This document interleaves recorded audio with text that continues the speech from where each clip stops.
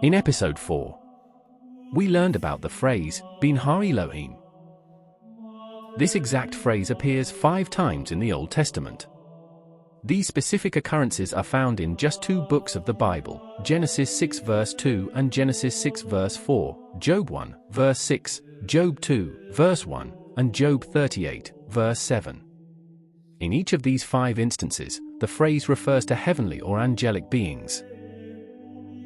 Many modern Bible translators intentionally sanitize the harsh realities of the original texts, softening violent abductions by translating the Hebrew verb for seizing or capturing into neutral words like took. This masking of brutal subjugation misrepresents the text, hiding how women were frequently treated as spoils of war or seized by force. The linguistic deception in biblical translation centers on masking the power dynamics of ancient patriarchal systems. While the phrase knew his wife denotes consensual, marital intimacy, the phrase took women reflects the aggressive conquest of women as property or spoils of war. For generations, the scribes of Rome and institutional translators have concealed the harsh truths of the original Hebrew texts, filtering them through the lens of a male-dominated religious hierarchy to make the ancient world appear far more sanitized and respectful of women than it actually was. Tonight, we dig deeper and expose a lie. The Scroll of Enoch claims angels had physical relationships with human women to birth the Nephilim giants. Mainstream scholars argue this directly contradicts canonical teachings. We have already established, using canonical teachings, that the phrase sons of God in the Old Testament refers to angels. So, we will continue with canonical teachings. The first canonical interpretation, the Western Bible. In Genesis 6 verse 2, the word translated as wives is the Hebrew word nazhim, which is simply the plural form of ishar. In biblical Hebrew, this noun directly translates to women or females, and its specific, unique use here highlights the disruptive, illicit nature of the unions prior to the flood.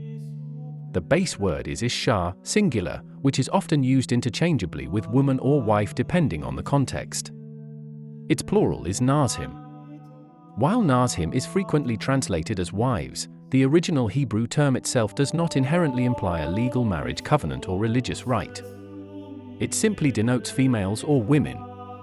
The use of nazhim, or women, instead of a more specific term for lawful wedlock presents a few key hermeneutical insights regarding these unions. The text says the sons of God saw, and they took, for themselves wives. Grammatically, this verb implies forceful initiative and possession. The use of nazhim in this construction suggests the sons of God took the women by choice, overriding order and potentially consent. This behavior stands in stark contrast to God's design for marriage outlined in Genesis 2 verse 24, where a man leaves his parents to hold fast to his ishar, wife, in a committed, divinely instituted union. In the context of angelic beings, nazhim refers to human women, and the phrase implies an unnatural, illicit violation of the boundaries between the spiritual and physical realms. Regardless of which interpretive lens is applied to the spiritual figures involved, the use of nazhim underscores a historical environment of extreme anarchy and amorality, where human and spiritual bounds were aggressively transgressed. Lakach, took, implies actively selecting a woman for oneself, such as in the Genesis account where it said that God took a rib from Adam to fashion Eve, or when the sons of Israel took the daughters of other cultures as wives. In Genesis 6 verse 2, the sons of God saw that the daughters of men were beautiful and, lakach, took them. The Hebrew text distinctly uses the word nazhim, which simply means women or females. Many translations add, as wives, to make sense of the phrase, took them wives, in English. The term lakach, here, carries the heavy undertone of taking physical possession of. Throughout history, scholars and commentators have debated whether this refers to angels and demons possessing human bodies, or simply a period of aggressive, polygamous control over women by powerful men, a common harem-like practice in ancient history.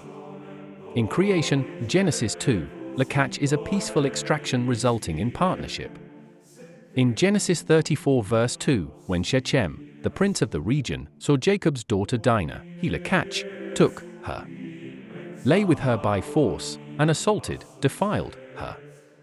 In this context, lakach is an act of violent seizure. The term is used as an aggressive kidnapping or abduction, demonstrating Shechem's total disregard for her autonomy before assaulting her. In Genesis 6:34, lakach acts as an aggressive acquisition of women for sexual control or outright abduction. In biblical texts, new is a euphemism for marital sexual intimacy, emphasizing mutual knowledge and covenantal trust.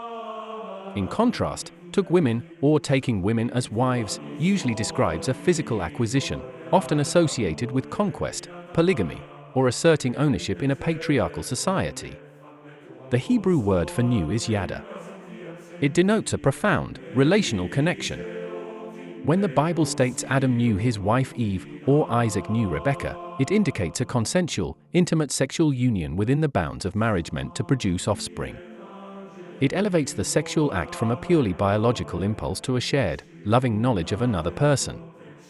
Again, the Hebrew word for took is lakach. It translates literally to capturing, seizing, or acquiring property.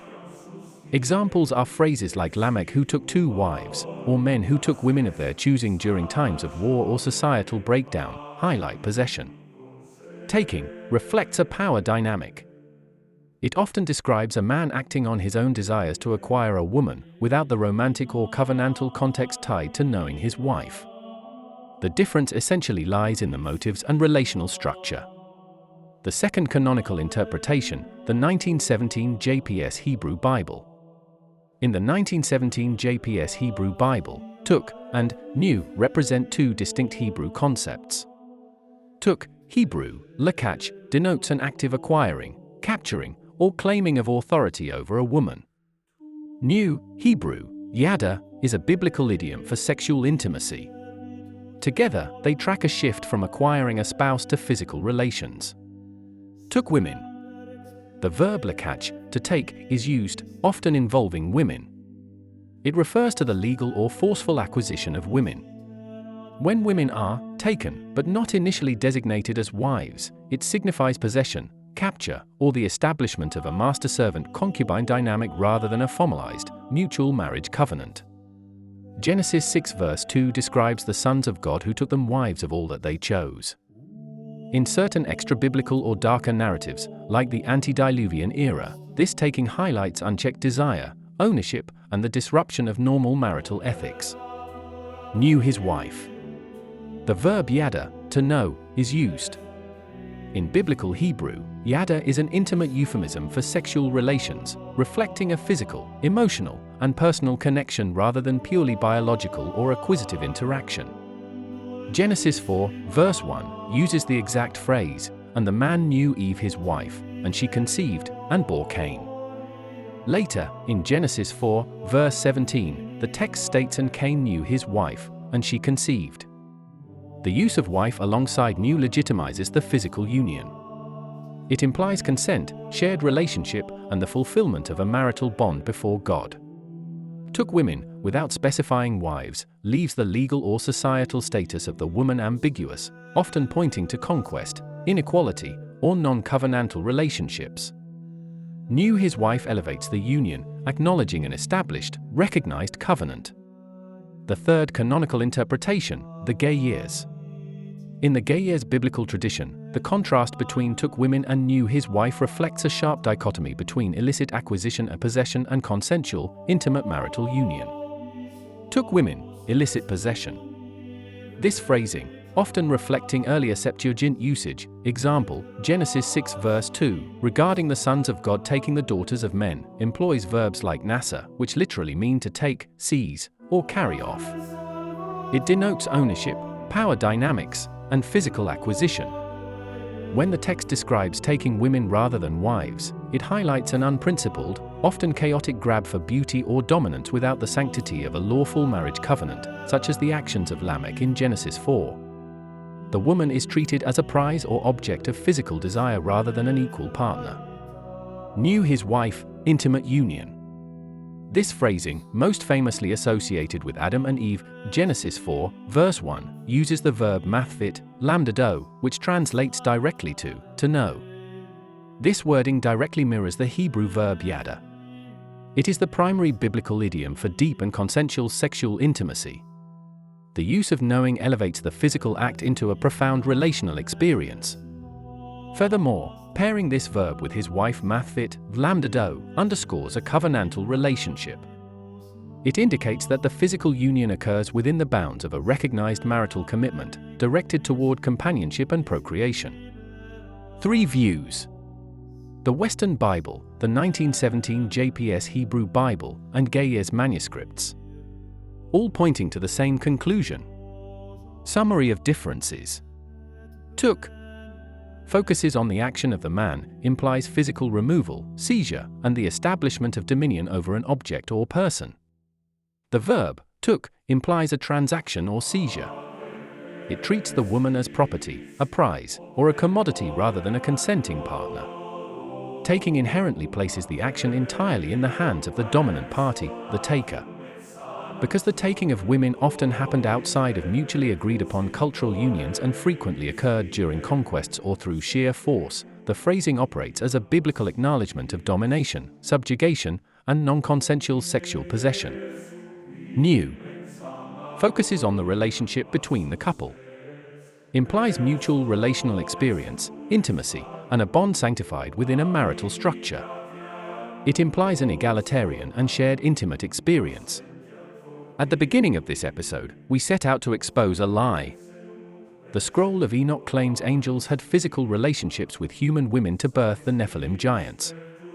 Mainstream scholars argue this directly contradicts canonical teachings. Result: canonical teachings confirm that angels had physical relationships with human women to birth the Nephilim giants. We have followed the order of the fathers, through the eyes of the keepers of the mountains. Thank you for being here tonight. Join us next time, as we unroll the next scroll. Peace be with you. Next time on The Ancient Order, Enoch's Forbidden Scrolls.